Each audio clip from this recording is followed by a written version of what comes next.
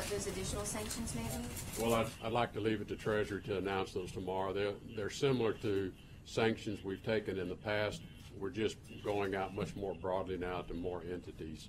But I'd like to leave it to their announcement tomorrow and not jump the gun on them. And do you all see today's announcement as more symbolic or as something that really does have a lot of teeth to it? Well, I think it is very symbolic on the one hand, because it just points out again what a rogue regime this is and how brutal this regime is and how little they care for the value of human life.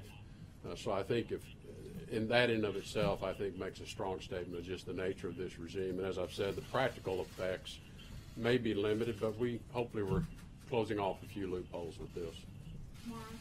Thank you, Mr. Secretary. Mara Eliason from NPR. If China does not agree to cut off oil shipments to North Korea, how can you possibly get enough pressure on them to come? Well, their fuel supplies are already quite constrained, and as I said, we have evidence that there are fuel shortages in North Korea. Obviously, the civilians are by and large the ones that can't get fuel, so we see long lines of vehicles at petrol stations. We see certain petrol stations that appear to be out of fuel because they're closed when normally they'd be open. So there are indications that fuel supplies are already quite tight. As you know, they only refined a small amount of their fuel needs internally. They only have one refinery that operates, and it operates at a low capacity. So they were heavily dependent on imports of finished fuel products, which have been constrained significantly with the UN sanctions. But is the Chinese action essential? In other words, do you need China to cut off those oil shipments? I don't know that the cutting off of oil is the magic wand or the silver bullet that is going to bring them to the table. What I would say is that the North Koreans have demonstrated in the past they have an enormous capacity to withstand a lot. They'll make their people pay, but they have an enormous capacity to withstand a lot. So I don't want to suggest that we think that one action is all it would take to get them to the table. Margaret, thank you. Margaret Tyler with Bloomberg San Francisco. Thanks for welcome in our briefing room anytime. I want to pick up on Olivia's question about the assassinations.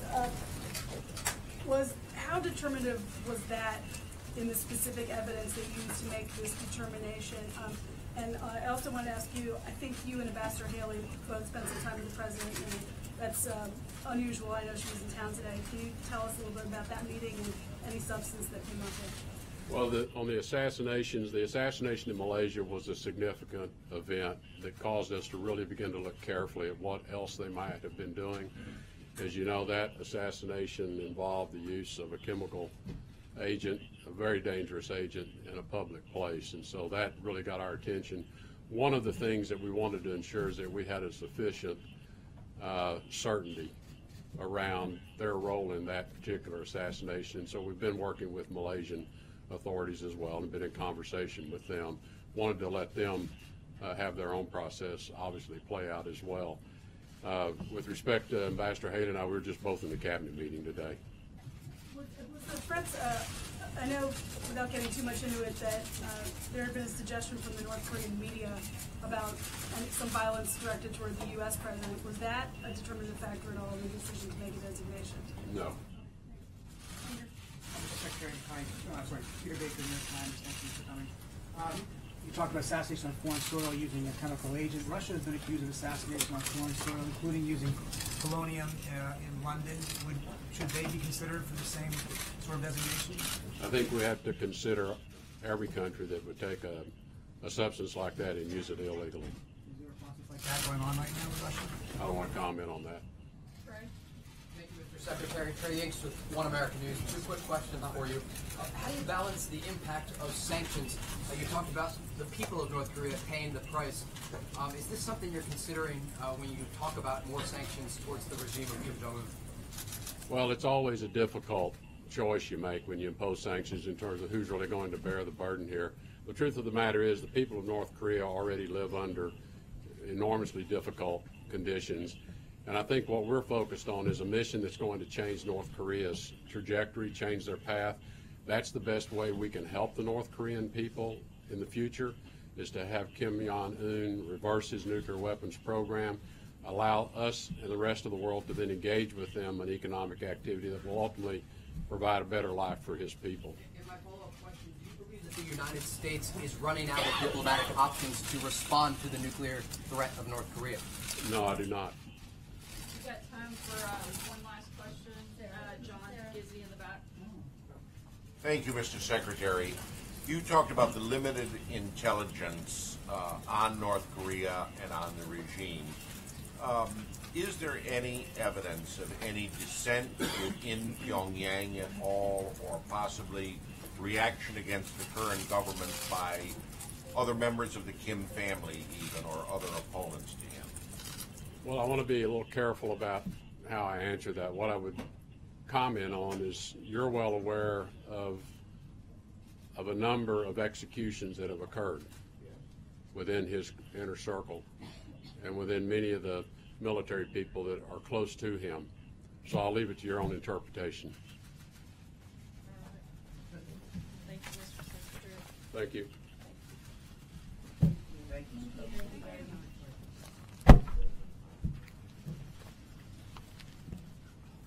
Hold on, we'll get to some more questions. I know that there is obviously a lot of interest today. Thank you again to Secretary of State for coming in and answering questions. As many of you, to shift gears just a little bit on some happier notes, I'm sure a lot of you have started to notice that the Christmas season has officially arrived here at the White House. This afternoon, the First Lady and Barron Trump will receive a beautiful 19-foot Christmas tree, which will serve as the official Christmas tree on display in the Blue Room. The tree will arrive via horse-drawn wagon and will be presented by Jim and Diane Chapman and their son David of Silent Night Evergreens in Wisconsin. The Chapmans were grand champion winners of the 2017 National Christmas Tree Contest, sponsored by the National Christmas Tree Association. The NCTA has presented the official White House Christmas tree since 1966. The grand champion grower wins the privilege of presenting a tree to the White House, and we're excited to have them here today for the 52nd time. As you probably also know, we've got some other holidays like Thanksgiving coming up, and this will be our last press briefing before the Thanksgiving holiday in this room. So I want to share a few things that I'm thankful for, and I think it would be nice for you guys to do so as well before asking your questions. Obviously, you probably know, and it's no secret, that I'm clearly very thankful for all of you here in the room. And I think that goes without saying. But in all seriousness, I'm very thankful for my family, my faith, particularly thankful for the brave men and women of the military, many of whom are away from their families during the holidays, protecting the freedoms that all of us in this room and across this country enjoy. I'm thankful for the police, the firemen, and first responders who keep us safe here at home. And I'm certainly thankful for the incredible privilege of serving this president and the American people. So this is how it's going to work today. Since I'm here and I get to call on you, if you want to ask a question, I think it's only fair, since I've shared what I'm thankful for, that you start off with what you're thankful for. So anybody want to be first on what they're thankful for? I'll give it a whirl. April, you've been so eager, so I'm going to go with you to start us off on what you're most thankful for. I'm thankful for life. I'm thankful for my children. I'm thankful for 20 years in this job. I'm thankful to be able to talk to you and question you every single day. I feel the gratefulness there. Now my question. Yes, ma'am. I hope you felt the passion of my thankfulness. So, the question is, since I didn't get a chance to ask Secretary Tillerson, there's a black hole when it comes to intelligence when it involves North Korea. And he was talking about, he said, Secretary Tillerson said, things will get worse until they're ready to talk. With that said, the rhetoric is still amping up. What is the concern about the intelligence that we don't know about? What do we know as relates to the nuclear capability of North Korea, and what are the concerns about the things that we don't know? I mean, obviously, the biggest concern is making sure that we take steps every single day to protect Americans. That's what the action of the president that he's taken today and that the Treasury Department will take tomorrow is, again, putting that maximum pressure on North Korea to put a very large focus on denuclearizing the Korean Peninsula. That's been the top priority, and that's going to continue to be our priority. We don't feel that they're fully there yet, and we want to keep pushing to make sure that we're taking steps to prevent them from getting any further into this process. I can't go really deep into specifics on information like that, but certainly, again, the priority of the administration is to protect Americans and partner with our allies and our friends around the globe to do that. And I think that's what you're seeing in some of the actions that took place today and that you'll see again tomorrow. And lastly, on this Twitter, this back and forth Twitter with the Sorry, president. April, I'm going to keep moving. I understand, but this is a hot story. But does the president regret? And I'm sure that does one the of your president colleagues regret- will happily ask. Does the Francesca, go president ahead. regret this tweet? I mean, he came back twice yesterday. April, I'm starting to regret calling on you first. But Go you ahead, were Francesca. thankful. You were still thankful for all of us. I'm part of the group. I am, but I don't want that to go away, so I'm going to move on to one of your colleagues. Francesca, go ahead. Well, I am very thankful for you calling on me regularly as well. But I will follow your lead and be thankful for our service members. My brother's a service member, and our police. My dad is a police officer, so I'm very thankful for their service. But I want to ask today about something that Kellyanne Conway said this morning on Fox and Friends about the Alabama Senate race. She brought up tax reform and tax cuts and said that the Democrat running in that race would not be a vote for tax cuts. And she did not directly endorse the Republican that's running, Roy Moore. However, it opened the door, I think, to a question that we haven't really discussed in here yet, which is whether the president would be supportive of a writing campaign of someone like Luther Strange, who he supported in the primary, or Jeff Sessions, his attorney general. Both of those are going around. I think we have addressed this. I've addressed it quite a few times, but the president feels that it's up to the people of Alabama to make that determination who their next senator will be. I've answered a number of questions on this topic, and our position hasn't changed over the weekend. It's certainly still the same as it was when I answered those questions on Thursday and on Friday. Do you ask that you said whether the president would support a writing campaign? We said for we Jeff support Sessions? the people of Alabama making the decision on who their next senator should be. John Decker. Thanks a lot, Sarah. I'm thankful for my health, my family, my faith. I think I live in the best country on the face of the See, earth. isn't this nice? I feel like it's And making everybody happy. I'm thankful, of course, that you address us every day here in the briefing room. My question's also about the Senate race in Alabama. This is an unusual question because normally we wouldn't ask you a question about the Republican nominee running for statewide office and whether or not the president is supportive of the Republican nominee. But my question is just that. Would you be pleased if Roy Moore wins his Senate race in Alabama? Would the White House be pleased with that outcome? Look, obviously the president wants people, both in the House and the Senate, that support his agenda. But as I've said, and as the Hatch Act prohibits me from going any further, we certainly think that this is something that the people of Alabama should decide. And I'm not going to be able to weigh in anything further beyond those comments. Blake? Thank you, Sarah. I am thankful for my wife, who is pregnant with our soon-to-be second child. Congratulations, very exciting. Thankful for my family, my parents. Good luck. Number 2 only gets a lot harder. Having a fee this week, I'm thankful that they sent me to the University of Michigan and not Ohio State. Go Blue. I'll get that out there. My question is on taxes as well. The president seemed to suggest today that Democratic help is all but gone for. Do you still think that you can get Democrats on board? We'd certainly still like to. Frankly, I don't know why Democrats wouldn't want to support tax cuts for the middle class. As we've said many times before, seems like something they should be running to cast their vote for, and we'd certainly welcome their support if they want to get on board and help that effort.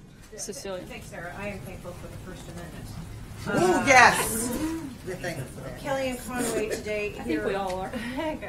We're part of it, though. Kellyanne Conway. I want to ask Kellyanne Conway question a different way, though, because she was here on the North Lawn and she said that she warned Alabama voters not to support Doug Jones, not to be fooled by Doug Jones. So is that the position of this White House, that voters are better off voting for someone accused of assaulting teenage girls been a Democrat? Look, as I've answered, I think even for the third or fourth time just today, as well as 10 or 15 times on both Thursday and Friday of last week, the position of the White House hasn't changed. We feel like the people of Alabama should make the determination on who their next senator should be. But she made a clear suggestion over who they should vote for. And I'm giving you the answer to the position of the White House. Jim. Sarah, well, first of all, I'm grateful for my daughter and my family, and the fact that I went to the Ohio State University as opposed to Michigan. We'll let that slide. But my question is, does the president really regret intervening in the case of the UCLA basketball players? And what message does that send to other U.S. citizens who may be held captive by a foreign government? Look, the president was certainly very glad and thankful to see the release of the 3 UCLA athletes by the Chinese government. And frankly, it's really fortunate that the president has built a strong enough relationship with President Xi of China that he was able to help secure the release of the American citizens. Whenever the president is able to use his office and those relationships to help American citizens held overseas, he's certainly going to do that.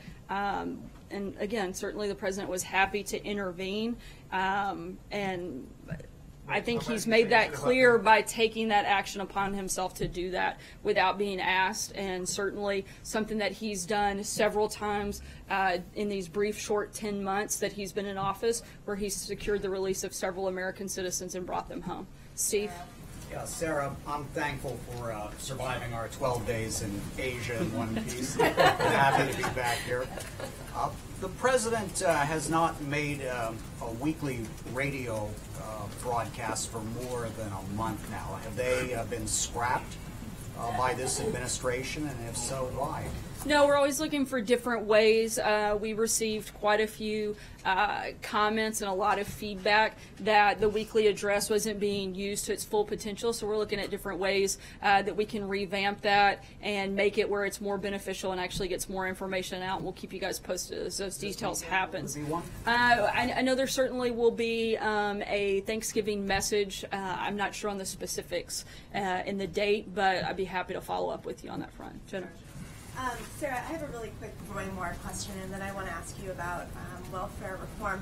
Has the president talked to Roy Moore since November 9th, which is the day that these accusations first came out? Not that I'm aware of. I'm not aware of any conversations. Yeah, and then today the president said that welfare reform is desperately needed. It needs to be reformed. What exactly is he talking about? Is he talking about food stamps? Is he talking about Medicaid?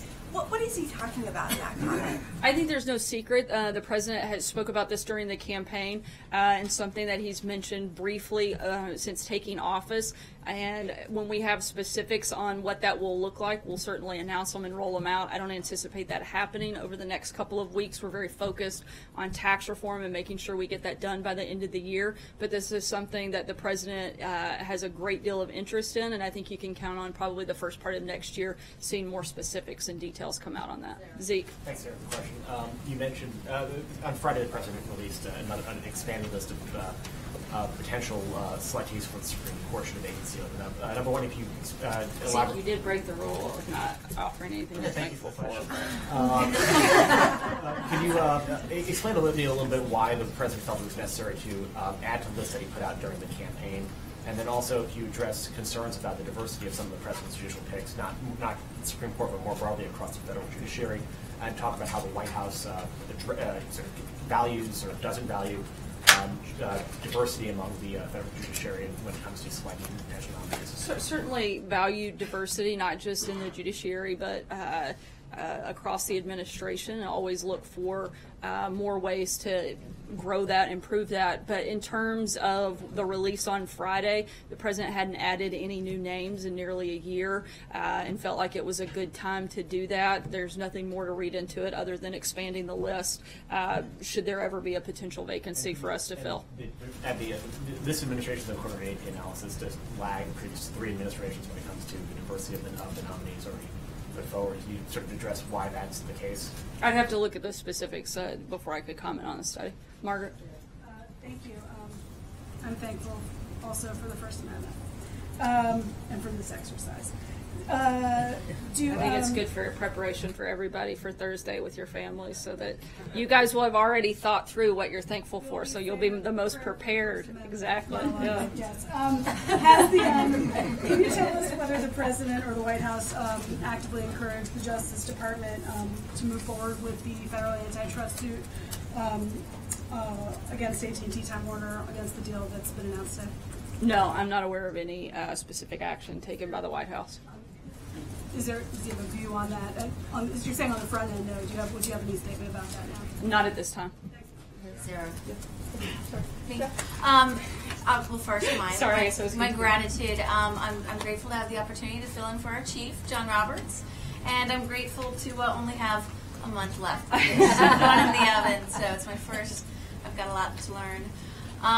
My question is back to the UCLA basketball players.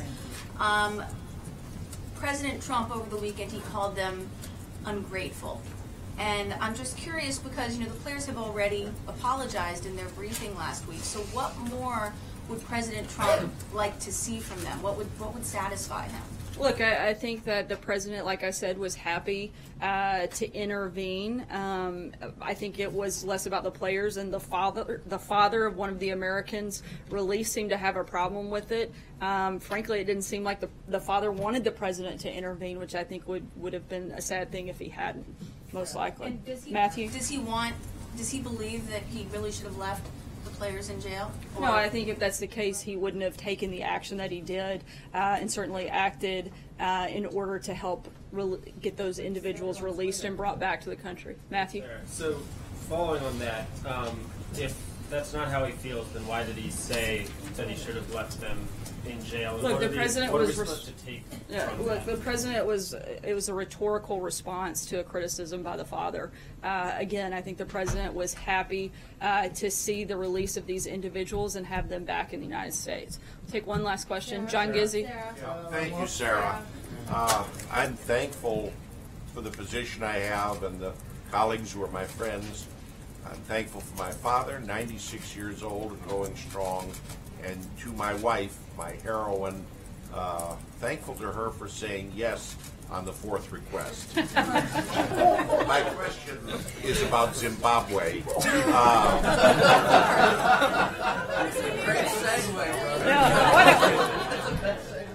That's the best pivot I've ever seen. Will the administration recognize the new regime that apparently is being led by General Chiwenga in Zimbabwe, and will there be any interaction with the new government in Harare, specifically about their cutting back on the influence of China and North Korea in their country? I don't have any announcements on our relationship with Zimbabwe at this time, but certainly we'll make sure and keep you guys posted. Again, want to wish everybody a happy Thanksgiving, and thank you for participating in this very fun exercise. We'll be around today and tomorrow. Thanks, guys.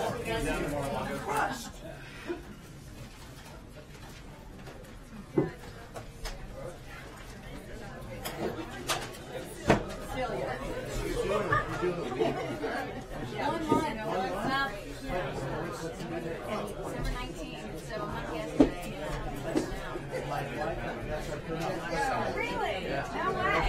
Thank you.